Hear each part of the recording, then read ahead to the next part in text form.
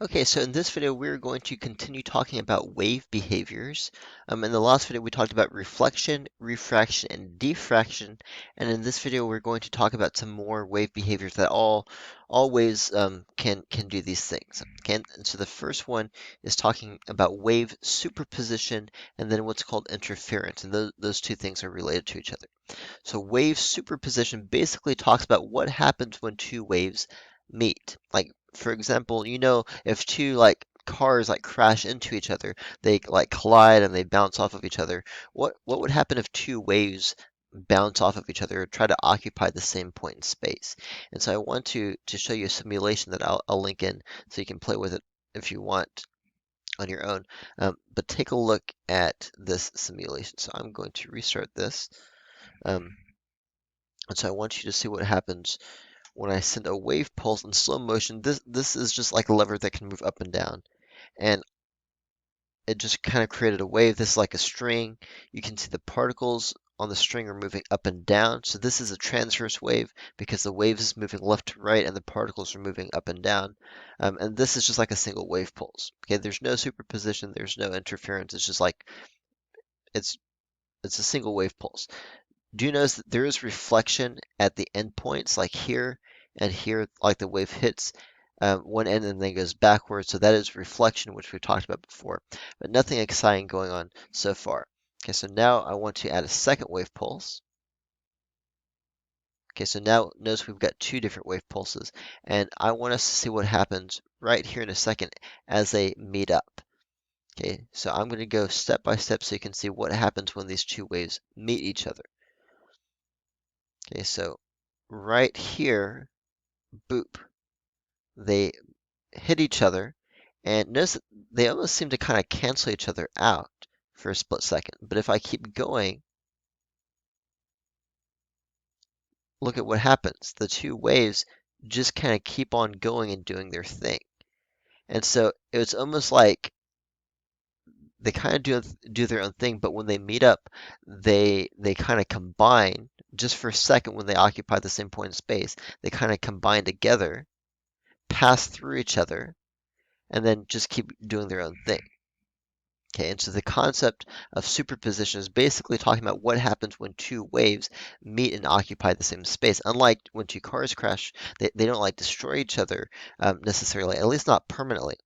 Okay, but something interesting happens when they're occupying the same point in space. And that is what wave position, or sorry, not wave position, wave superposition has to deal with. Okay, it's what happens when two waves occupy the same point in space.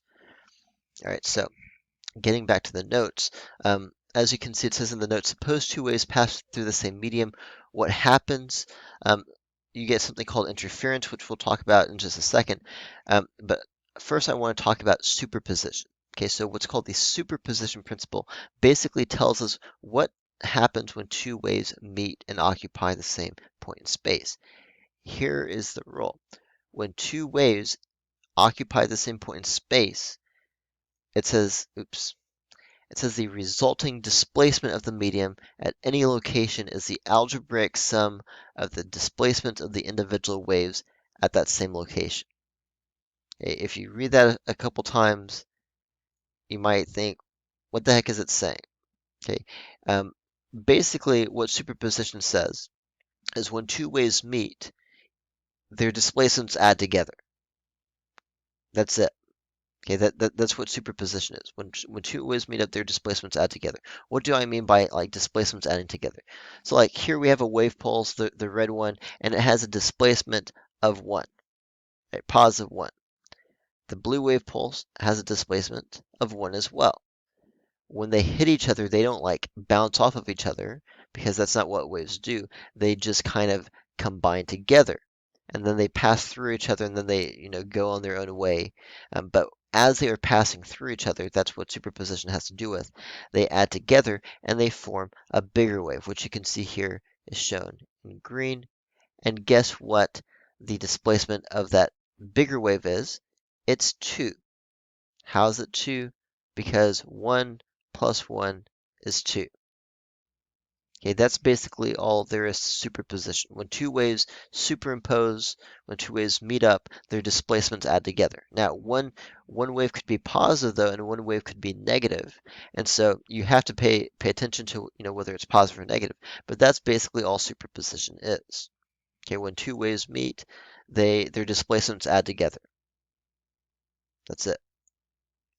All right, now, when that happens, you get what's called interference. In other words, the two waves interfere with each other. They affect each other. Okay, at least for the time when they're like, occupying the same point in space. So what happens if you have two waves and they meet up and they form a bigger wave? Okay, well, we give that a special name. We call that constructive interference. It says in the notes, constructive interference is a type of interference which occurs at any location along the medium when the two interfering waves have a displacement in the same direction. So what that means, displacement in the same direction, that means like if you have two positive waves or you have two negative waves and they meet up, they're going to form a bigger wave. Okay, so think constructive is like building something up. Okay, so constructive interference means that you end up with a bigger wave than when you started with. So in other words, like you've got two waves. Let's say you have a crest adding with a crest, and you have a trough adding with a trough. Well, then you end up with a bigger wave. Okay, kind of like how we saw in the last example, like 1 plus 1 equals 2. You end up with like a bigger wave when you add the two. And it might seem obvious, like, of course, when you're adding two waves, you get a bigger wave, but that's not necessarily the case, as we'll see when we talk about destructive interference. So both of these pictures are showing you examples of constructive interference. Here we have two waves meet. When they superimpose, you get 1 plus 1 equals 2. The superposition has a displacement of 2. Okay, here you've got two waves meeting. Each one knows that each one is going down. This has a displacement of -1. This has a displacement of -1. When they meet up, you get a displacement of -2 because -1 plus -1 is -2. It's still constructive interference because you're still forming a bigger wave, right? It's got a negative displacement because it's going down. Okay, so that's basically it for constructive interference. You can see, and these pictures are basically just showing you constructive interference like in a different way. Now, destructive interference is the type of interference you get when the two waves that meet up have a displacement in the opposite direction. So in other words, if one displacement is positive and one displacement is negative, you can get some cancellation. Okay, or you can think of it like when a crest meets a trough, right? That's like a positive adding with a negative, they can cancel each other out. So it's actually possible for two waves to meet, and rather than forming a bigger wave, you actually get some cancellation. Right? So this is what's called destructive interference, as though like the two waves are destroying each other. Now they're not really destroying each other. You only get the interference like while they're occupying the same point in space. Um, but that's basically what destructive interference is. And so you can see from this picture down here, let me make this bigger. If you have like a wave pulse, the red one has a displacement of +1, the blue one has a displacement of -1. When they meet and they have superposition, guess what happens? 1 plus -1 equals 0. And so they cancel out, and so you get like nothing. Okay, and so you can see like the green line is flat there where they meet up. Okay, so you can also think of this as like wave subtraction if you want. And so this is kind of an interesting thing, like constructive and destructive interference. It's always interesting to me that you can actually like have two waves meet and have them cancel each other out. And that's true whether you're talking about sound waves, whether you're talking about light waves. Like it's possible to take a light and add them together and get darkness, right? Because if the crests and the troughs like meet up, you get destructive interference. You can get darkness, which is kind of cool. If you've ever had like noise canceling headphones, the way noise canceling headphones work is basically it has like a microphone built in, and the microphone takes in the sound from the outside, and it basically produces a brand new wave that's perfectly created just to like cause destructive interference with the outside noise.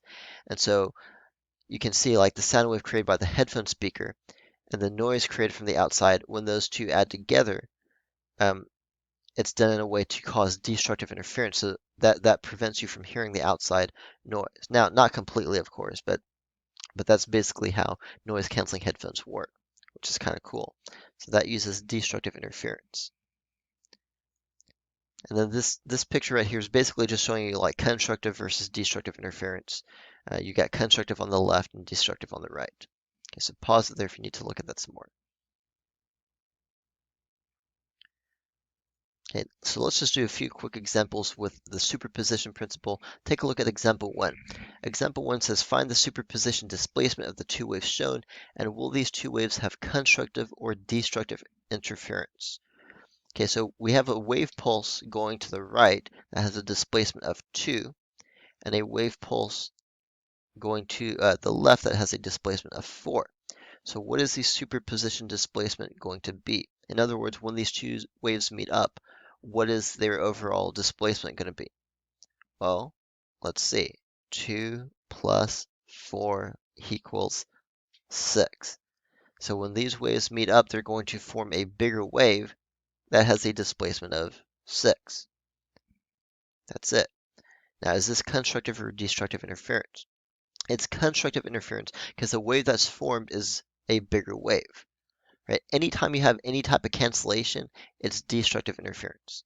Anytime you're ending up with a bigger wave than the individual pieces, it's constructive interference. All right, so pause there if you need to look at that some more. Okay, so try to do example 2 on your own. Find the same question, just like with a different diagram. Okay, find the superposition displacement of the two waves shown, and will this be constructive or destructive interference?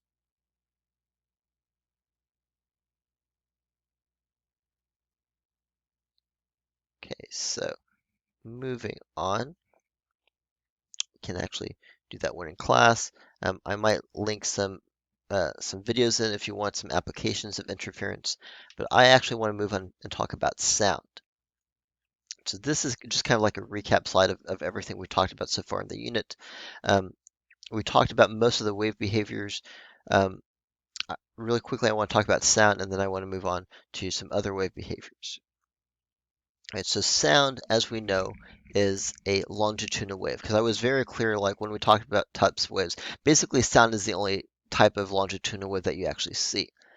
And sound, fundamentally, where it comes from is vibration. Okay, things vibrate, and when they vibrate, they push on the air. Okay, they push back and forth on the air.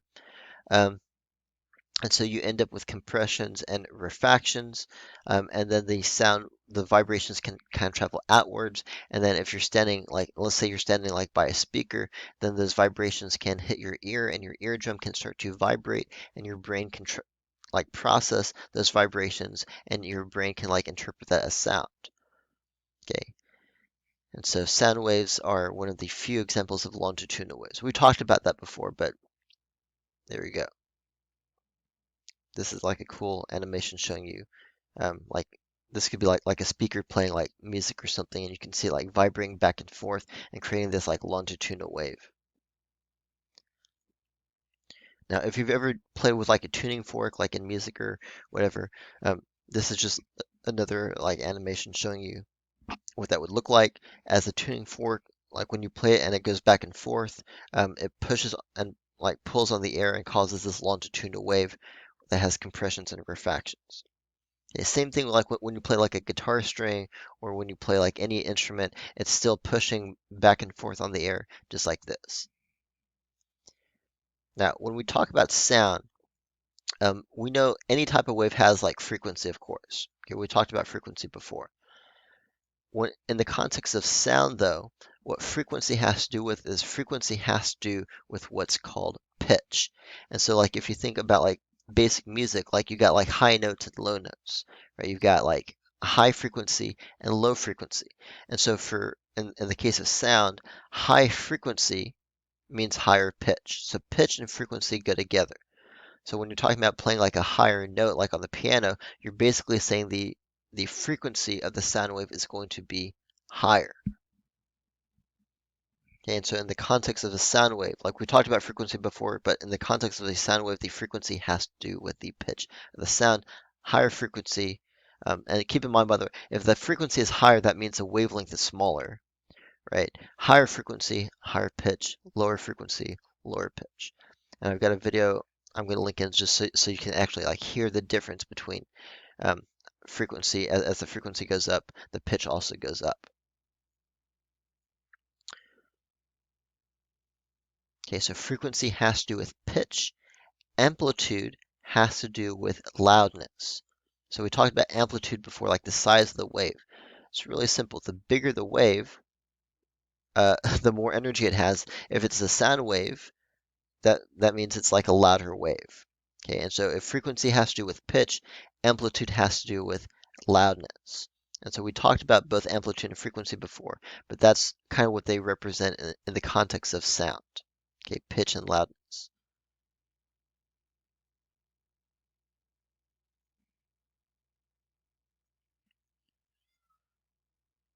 All right, so a couple more things I want to talk about before we finish this video. Um, there's a wave behavior we didn't talk about before that is called the Doppler effect. Okay, and so you can read about the Doppler effect here in the notes. It says the Doppler effect is the apparent change in frequency of a wave when the source of a wave is moving towards or away from an observer. Okay, and so the classic example is like with like an ambulance. So you might have heard like if you have a fire truck that goes past you or like an ambulance that goes past you, you might have noticed, or like if you think back, you might be able to remember as it goes past you, the sound changes, right? There's a very like audible change, and I'm going to link some videos and so you can actually hear the Doppler effect. But basically, what happens is when something is emitting a wave, if that something is going towards you, like let's say you're standing like right over here, if that thing is coming towards you, then the waves get bunched up because it's getting because if the source of the wave is moving towards you, the waves get closer together. And if they get closer together, that means the frequency gets higher, and high frequency means higher pitch. We talked about that like a second ago. Whereas if you're standing on the backside, lower frequency corresponds to lower pitch. So that means if you're standing like on the sidewalk and the ambulance goes by, you'll actually hear it go like from a high pitch to a low pitch as it goes past you.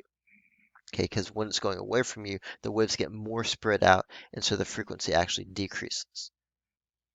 Okay, and so the Doppler effect, you might not have known that's what it was called, but that is a wave behavior that's true for all waves, not just sound waves. We're just talking about sound waves right now, but that's true for any type of wave.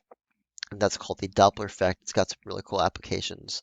And like I said, I'm going to link in some videos so you can actually hear the Doppler effect. And when you hear it, you'll be like, oh yeah, I've heard that before.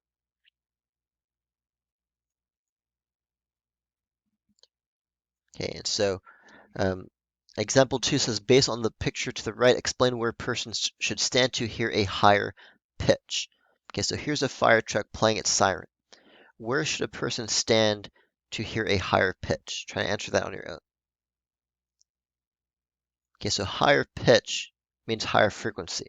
Right? We talked about that like with sound waves, higher pitch means higher frequency. So obviously this is like a Doppler effect problem, right? So where is the frequency going to be highest? Is it going to be like to the in front of the fire truck or behind the fire truck? If we want the pitch to be highest, that means we want the waves to be closest together. Because if the wavelength is smaller, the frequency is going to be higher. And so actually the person should stand out here in front of the fire truck so that as the fire truck goes towards the person, the waves get pushed together. Smaller wavelength means higher frequency. Higher frequency means higher pitch. Okay, and so the person should stand in front of the fire truck if they want to hear a higher pitch. Okay, so that is example 2.